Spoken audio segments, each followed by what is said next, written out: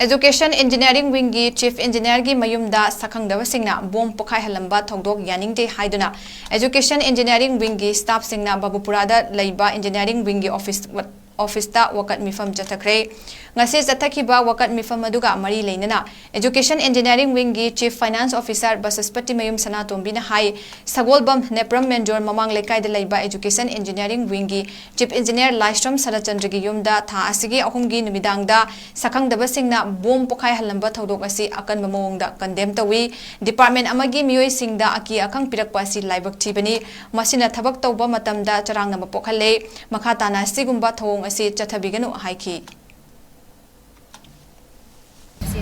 staff dan leise education ki engineering wing ki staff singi masi thoina hansariba dharna se han khoi tamo chief engineer oina departments da lebiriba amo laisham Sarachandra Singha address sabomal nepram menjor mamang lekai ko asida Charapa tarama thoyoni kun ngani tang ahumgi jungi tang ahumgi midangi kun tarama thoyoni kun taba charapa phamsida smaina sakhangdaba singda mana ko thanina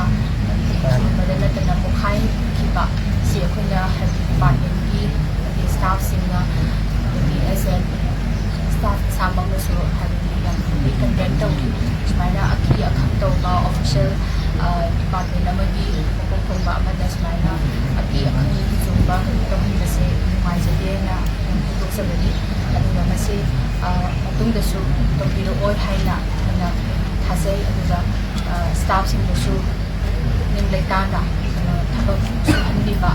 aduga aki akham zumba sumba phawalba sida habi ko maijade aduga matungda su tawbiro oi haina na